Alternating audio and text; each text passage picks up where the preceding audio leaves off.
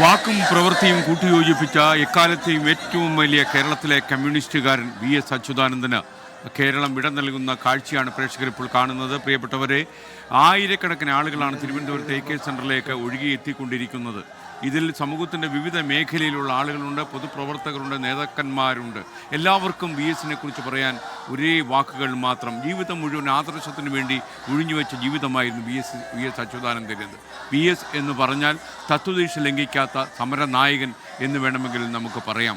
പതിറ്റാണ്ടുകൾ നീണ്ടുപോയ പോരാട്ടത്തിൻ്റെ കഥ കൂടിയാണ് അദ്ദേഹത്തിൻ്റെ ജീവിത അധ്യായങ്ങളെന്ന് നമ്മൾ ഏവരും പറയും. ഒരുപക്ഷെ വി.എസ്. അച്യുതാനന്ദനെ അടുത്ത് പരിചയപ്പെട്ട ആളുകൾക്കെല്ലാം ഒരു കാര്യം മനസ്സിലായിട്ടുണ്ടാകും. മനുഷ്യൻ മാറ്റത്തിന് വിധേയമാകുമ്പോൾ ഒരുപാട് സ്വാർത്ഥതകൾ മുഖം കുത്തി വീഴാറുണ്ട്. എന്നാൽ ഇത്തരം സ്വാർത്ഥ താല്പര്യങ്ങളൊന്നും അദ്ദേഹത്തിൻ്റെ പൊതുജീവിതത്തെ ഒരിക്കലും സ്വാധീനിച്ചിട്ടില്ല എന്നതാണ് ഒരു കമ്മ്യൂണിസ്റ്റുകാരൻ എന്നുള്ള നിലയിൽ അദ്ദേഹത്തിൻ്റെ ഏറ്റവും വലിയ ജീവിത സൗഭാഗ്യമെന്ന് വേണമെങ്കിൽ പറയാം. ഒന്നിനും വേണ്ടി സ്വജനപക്ഷപാതത്തിൻ്റെ പേരിലോ അഴിമതിയുടെ പേരിലോ അല്ലെങ്കിൽ മറ്റെന്തെങ്കിലും സാമൂഹ്യ ദുരാചാരങ്ങളുടെ പേരിലോ ഒരിക്കലും വി.എസ്. അച്യുതാനന്ദനെ പ്രതിക്കൂട്ട് നിർത്താൻ മലയാളിക്ക് കഴിഞ്ഞിട്ടില്ല. ഒരു 1964 കാലഘട്ടം ഇന്ത്യൻ കമ്മ്യൂണിസ്റ്റ് പ്രസ്ഥാനത്തു നിന്ന് ഒരു സംഘം കമ്മ്യൂണിസ്റ്റുകൾ പുറത്തേക്കുള്ള വാതിൽ തിരഞ്ഞെടുത്തപ്പോൾ അതിൽ തിരഞ്ഞെടുത്ത 32 പേരിൽ ഒരാളായി വി.എസ്. പിന്നീട് അങ്ങോട്ട് പോരാട്ടത്തിൻ്റെ നാളുകളായിരുന്നു വി.എസിന്. ഇത്രയും കൂടുതൽ മുഖ്യമന്ത്രി കസേരയിലിരിക്കുമ്പോഴും മുഖ്യമന്ത്രി കസേരയ്ക്ക് പുറത്തിരിക്കുമ്പോഴും ഒക്കെ തന്നെ ജീവിതം മുഴുവൻ അടിമുടി ലാളിത്യമാക്കിയ മുഖശ്രീയായിരുന്നു വി.എസ്. അച്യുതാനന്ദൻ. എനിക്കുമൊക്കെ ഒരുപാട് ബന്ധങ്ങൾ ഉണ്ടാക്കാൻ കഴിഞ്ഞിട്ടുള്ള ഒരു നേതാവ് തന്നെയായിരുന്നു വി.എസ്. അച്യുതാനന്ദൻ. അദ്ദേഹത്തിന് എപ്പോഴും അദ്ദേഹത്തിൻ്റെ ഏറ്റവും വലിയ ഒരു ഐശ്വര്യം എന്ന് പറഞ്ഞാൽ അദ്ദേഹത്തിന് വരുന്നവൻ ആരാണെങ്കിലും അവനോട് പെരുമാറ്റവും എല്ലാം ഒരുപോലെയായിരുന്നു. ഇപ്പോൾ നിങ്ങൾക്കറിയാം, വി.എസ്. അച്യുതാനന്ദനുമായി ഒരുപാട് കാലം ഇടപഴകിയ നൂറുകണക്കിന് ആളുകൾ ഈ ജനസഞ്ചയത്തിൻ്റെ നടുവിലുണ്ട്, ഈ ജനക്കൂട്ടത്തിൻ്റെ നടുവിലുണ്ട്. ഒരു കമ്മ്യൂണിസ്റ്റുകാരനെ സംബന്ധിച്ചിടത്തോളം ഈ unity of theory and practice, പറയുന്നത് പ്രവർത്തിക്കുക, പ്രവർത്തിക്കുന്നത് പറയുക, ഈ ഒരു കാര്യത്തിൽ വി.എസ്. അച്യുതാനന്ദൻ എപ്പോഴും മുൻനിരയിലായിരുന്നു. പാർട്ടിക്കുള്ളിൽ പോലും പോരാട്ടം നടത്തുമ്പോഴും വി.എസ്. അച്യുതാനന്ദൻ അദ്ദേഹത്തിന് തത്വശാസ്ത്രത്തെ ബലികഴിക്കാൻ തയ്യാറായിട്ടില്ല എന്ന് മാത്രമല്ല, തൻ്റെ നിലപാടുകളിൽ നിന്ന് പാർട്ടി വ്യതിചലിക്കുന്നെന്ന് തോന്നിയപ്പോഴൊക്കെ തനിക്ക് തോന്നുന്നതിൽ പാർട്ടിക്കുള്ളിൽ പോലും കലാപക്കൊടി ഉയർത്തുവാൻ വി.എസ്. താല്പര്യം കാണിച്ചിട്ടുണ്ട്.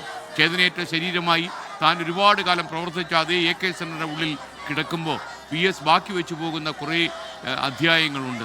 എൻ്റെ ഒരു സുഹൃത്ത് എന്നോട് ഇപ്പോൾ വാട്സപ്പിൽ പറയുകയായിരുന്നു, ഒരു യുഗാന്ത്യം എന്നിനി നമുക്ക് ഏത് കമ്മ്യൂണിസ്റ്റുകാരനെ കുറിച്ച് പറയാൻ കഴിയും എന്നായിരുന്നു അദ്ദേഹത്തിൻ്റെ ചോദ്യം. അതൊരു അർത്ഥവത്തായ ചോദ്യമാണ്. അദ്ദേഹം അത് ഇത്രയും കാലം ജീവിച്ചിരുന്നു എന്നതല്ല, അദ്ദേഹത്തോടൊരു വിപ്ലവ സൂര്യൻ എരിഞ്ഞടങ്ങുന്നു എന്ന് വേണമെങ്കിൽ നമുക്ക് പറയാം. ഒരുപാട് കാലം ജീവിച്ചതിലല്ലല്ലോ ഒരു മനുഷ്യൻ്റെ വില നമ്മൾ തീരുമാനിക്കുക, എത്ര കാലം ജീവിച്ചു എന്നുള്ളത് തന്നെയാണ്. ഇപ്പോൾ തൊണ്ട പൊട്ടുമാർ ഉച്ചത്തിൽ 100 കണക്കിന് ആളുകൾ ഇപ്പോൾ AK സെൻ്റെ മുന്നിൽ അണിനിരന്നിരിക്കുകയാണ്. എല്ലാ രീതിയിലും ഒരുപക്ഷെ കേരളം കണ്ട ഏറ്റവും വലിയ വിലാപ യാത്രയ്ക്ക് കേരളം ഒരുങ്ങുന്നു എന്ന് വേണമെങ്കിൽ പറയാം. ഈ മഹാജനസഞ്ചയം നമ്മളോട് വിളിച്ചു പറയുന്നത് അത് തന്നെയാണ്. പാർട്ടി ഭേദമന്യേ, രാഷ്ട്രീയ ഭേദമന്യേ, കക്ഷി രാഷ്ട്രീയ താല്പര്യങ്ങൾക്കുമപ്പുറം ഈ തിരുവനന്തപുരത്ത് തടിച്ചുകൂടിയ ജനാവലിക്ക് ഒന്നു മാത്രമേ പറയാനുള്ളൂ. ആദർശധീരനായ പോരാട്ടക്കാരനായിരുന്നു, പോരാളിയായിരുന്നു വി.എസ്. അച്യുതാനന്ദൻ. ഒരുപക്ഷെ E.K. നായനാരുടെ വിലാപയാത്ര നമുക്ക് ഓർമ്മയുണ്ടാകും, ഉമ്മൻചാണ്ടിയുടെ മരണാനന്തരമുണ്ടായ യാത്ര നമുക്ക് ഓർമ്മയുണ്ടാകും. ഒരുപക്ഷെ അതേപോലെ ഇത്രയും ജനങ്ങളോട് സമ്മതിക്കുകയും ജനങ്ങളുടെ പ്രശ്നങ്ങളിൽ നേരിട്ട് ഇടപെടുകയും ചെയ്ത ഒരു കമ്മ്യൂണിസ്റ്റുകാരൻ്റെ വിലാപയാത്രയ്ക്ക് കേരളം ഒരുങ്ങുമ്പോൾ അതിൻ്റെ ഒരു സൂചനയാണ് ഇപ്പോൾ AK സെൻറ്ററിന് മുന്നിൽ തടിച്ചുകൂടിയിരിക്കുന്ന 10,000-കണക്കിന് ജനങ്ങൾ. തിരുവനന്തപുരം നഗരത്തിൽ നിന്ന് മാത്രമുള്ള ആളുകളാണ് മിക്കവാറും ഒക്കെ ഇപ്പോൾ അവിടെ തടിച്ചുകൂടിയിരിക്കുന്നത്. എന്നാൽ കേരളം മുഴുവൻ വി.എസ്. അച്യുതാനന്ദൻ്റെ വിയോഗ വാർത്ത കേട്ട് നടുങ്ങി നിൽക്കുകയാണ്. ഒരുപക്ഷേ വി.എസ്. അച്യുതാനന്ദൻ SUT ആശുപത്രിയിൽ പ്രവേശിപ്പിക്കപ്പെട്ടത് 1 മാസം മുമ്പാണ് എന്ന് നിങ്ങൾക്കറിയാം. അദ്ദേഹം എപ്പോൾ വേണമെങ്കിലും മടങ്ങി വരുമെന്ന് വിശ്വസിച്ച എത്രയോ ആളുകളുണ്ട്.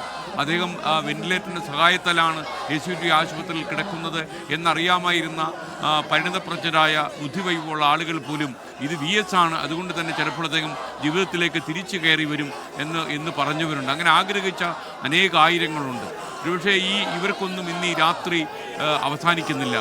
കേരളത്തിലെ സമുന്നതനായ നേതാവ് എന്നതിനപ്പുറം അദ്ദേഹം ദേശീയ രാഷ്ട്രീയത്തിലും അദ്ദേഹം അറിയപ്പെട്ടു എന്നുള്ളതാണ് ഏറ്റവും വലിയ പ്രത്യേകത. പോളിറ്റ് ബ്യൂറോ അംഗമായും പോളിറ്റ് ബ്യൂറോയ്ക്ക് പുറത്തായപ്പോഴും ഒക്കെ തന്നെ വി.എസ്. അച്യുതാനന്ദന് തുല്യം വി.എസ്. അച്യുതാനന്ദനായിരുന്നു.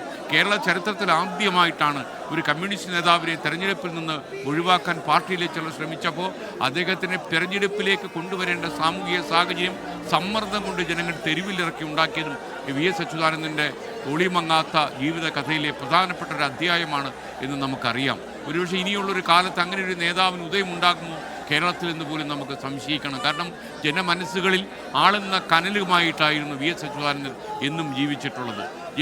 ഒരുപക്ഷെ സജീവമായ രാഷ്ട്രീയത്തിൽ നിന്ന് കഴിഞ്ഞ കുറച്ചധികം കാലമായി ദേഹാസ്വാസ്ഥ്യം ബാധിച്ചപ്പോഴും രോഗപീഠ വന്നപ്പോഴും അദ്ദേഹം മാറി നിന്നപ്പോഴും വി എസ് അച്യുതാനന്ദൻ സമുന്നതനായ പോരാളിയായിട്ട് തന്നെ ജനമനസ്സിൽ ജീവിക്കുന്നു. ഈ ആയിരങ്ങൾ വിളിച്ചു പറയുന്ന ഒരു കാര്യമുണ്ട്, വി എസ് അച്യുതാനന്ദന് തുല്യനായി വി എസ് അച്യുതാനന്ദൻ മാത്രമേ ഉള്ളൂ. ഒരു കമ്മ്യൂണിസ്റ്റ് സൗന്ദര്യശാസ്ത്രത്തിൽ വിശ്വസിക്കുന്ന ഒരാൾ എങ്ങനെ ജീവിക്കണം എന്ന് നമ്മോട് വിളിച്ചു പറഞ്ഞ ആളാണ് വി എസ് അച്യുതാനന്ദൻ.